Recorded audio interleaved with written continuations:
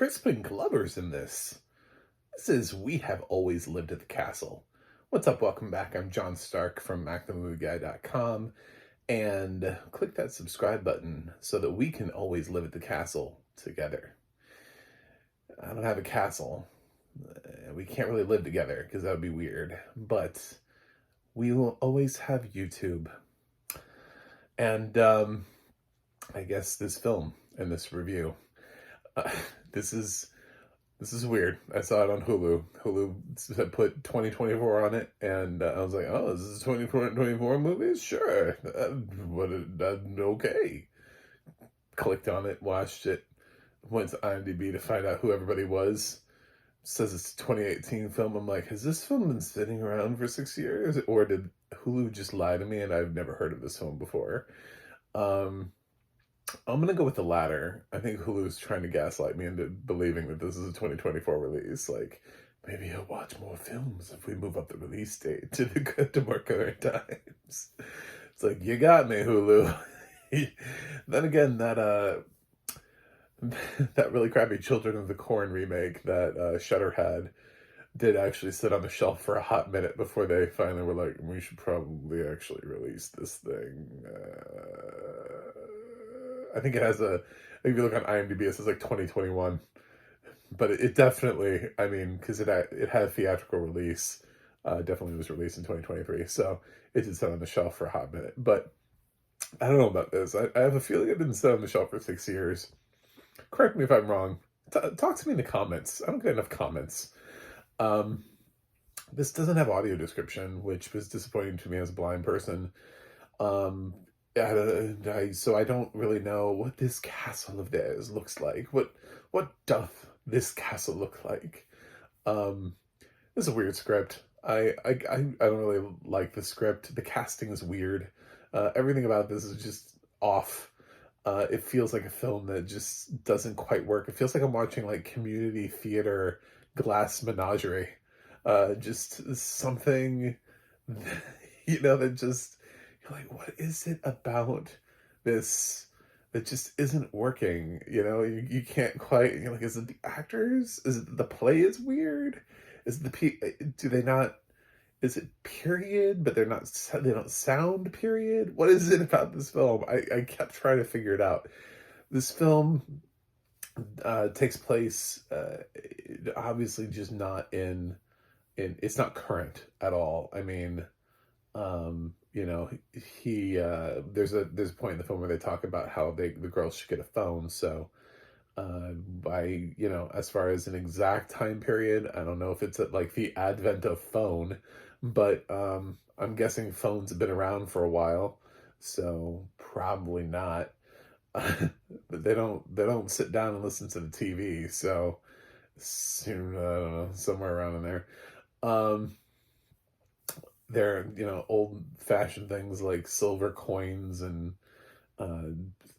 Sebastian Stan's character smokes a pipe. Anyway, these two sisters, played by Taissa Farmiga and Alexandra Daddario, are living in their castle. There's this thing that's been alluded to, the fact that their parents are dead, and the person that lives there with them is their uncle, played by Crispin Glover, who is, he's in his own world.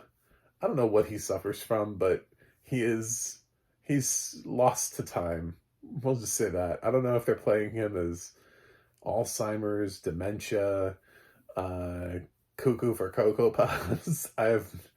This film isn't really specifically clear. They like allude to the fact that we should probably take him to a home. It's like, maybe. I mean, he seems to just be fine where he is. Anyway, but is off. The whole thing is off. This whole film is off. It's a very weird film. And then I guess their cousin, played by Sebastian Stan, gets wind that there's no longer a male role model in the house to take care of these women, these kept women. And so he traverses in and decides he must do it himself. and he is awful in this. I love Sebastian Stan, but he is objectively awful. He doesn't sound like he's right for period at all, and the way the script is written, he's having a really hard time with it. Although, to be fair, everyone is. Actually, probably Crispin Glover is having the closest to best time with the dialogue that's written for him, but the dialogue that's written for him is already nonsensical. So, he's just really good at nailing nonsensical dialogue. So this is a great role for him. But the two girls, Taissa and Alexandra, are both sort of not for this time period. That's why I was alluding to community theater. It feels like when you put on a community theater show of something that's period, and all of your actors sound like they still, just stumbled in off the street.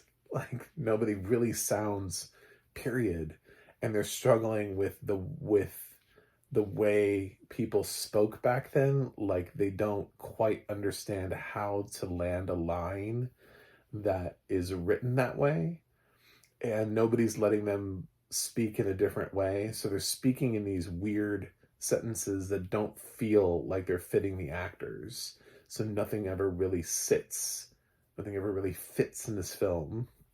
Alexandra Daddario plays this sort of, I guess you could say, love-struck sister, who, I mean, she's the one that, the film gets weird, guys.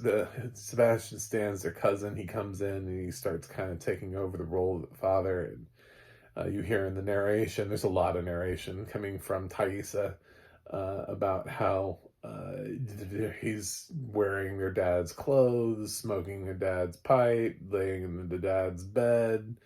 He's making all these decisions, and she doesn't like him. She hates him. Meanwhile, Alexandra Daddario seems to be smitten with her cousin. And I think there's a scene where she walks by and sees him naked in the bathroom. I think there's that scene. It's really, again, I'm blind film critic, and there's no audio description. So I'm giving this the best go around I can.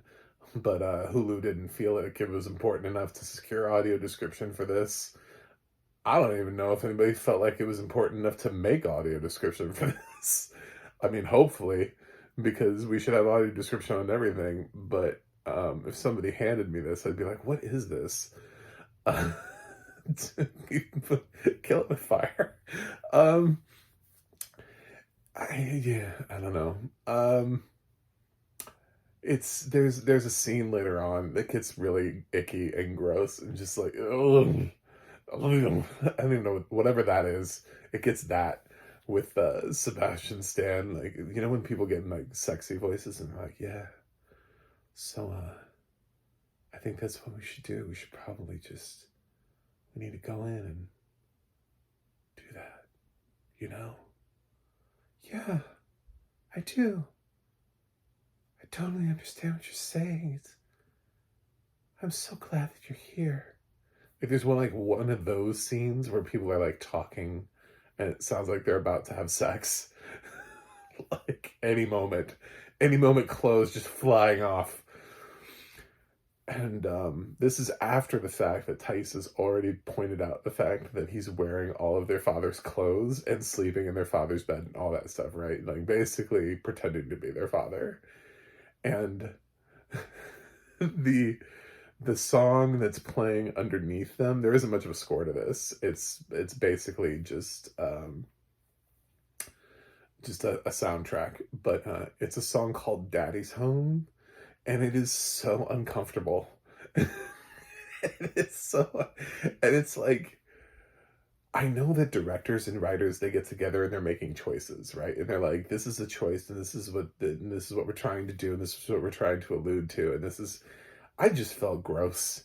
I was already picking up what you were putting down. I didn't need the song. You know what I'm saying? Like, I was, I can't with this film. Um, Sebastian feels so out of place here. It feels like he's taken like 10 steps back in terms of, no wonder this is a 2018 film, because I think he's a way better actor now than he was back then. This feels like when he was like hanging out on Gossip Girl. I think a lot of people forget he comes from Gossip Girl, but he does. Um, XOXO. Uh, yeah, yeah. This feels like he went from Gossip Girl to this, and he's having a real hard time with the period dialogue and reading it off. But then again, I think Taissa and Alexandra are not far behind him.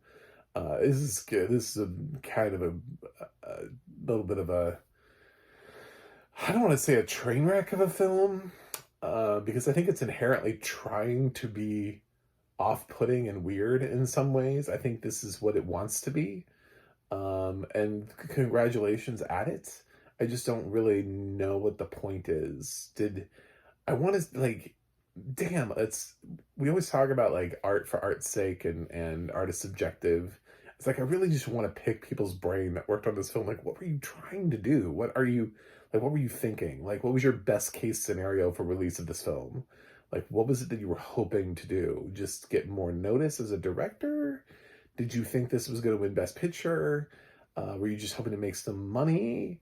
Did you like, what about the story drew you to this film? Like, what is it about this film that worked for you to show it to everyone else? Because I don't know what I don't know what that answer is here.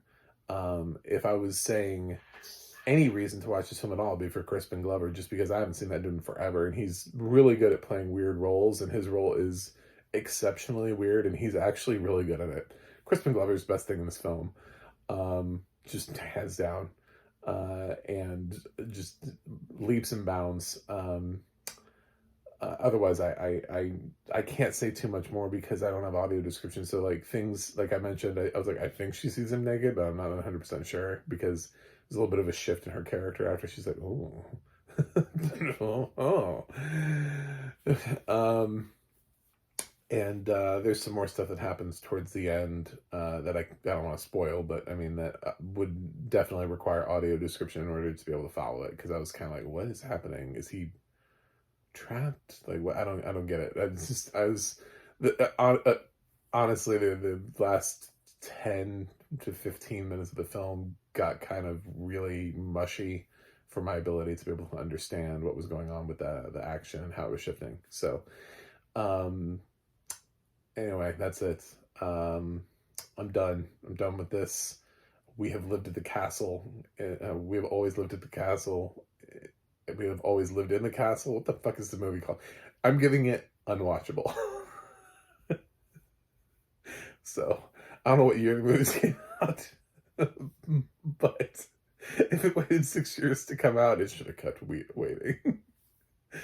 Somebody should have used this as a tax write-off. Where's Warner Brothers Discovery when you need them? Anyway, thanks for watching. Thanks for subscribing. And I have a website, macmovieguy.com. You can follow me on X, Threads, and Instagram at macmovieguy. You can go to the audio description project, adp.acb.org. It'll let you know what has audio description, where you can watch it. And you can go to the adna.org. That's the adna.org. It'll let you know who's narrating your favorite films and television series. That's it for me today. I'll watch something else and see you guys on the other side.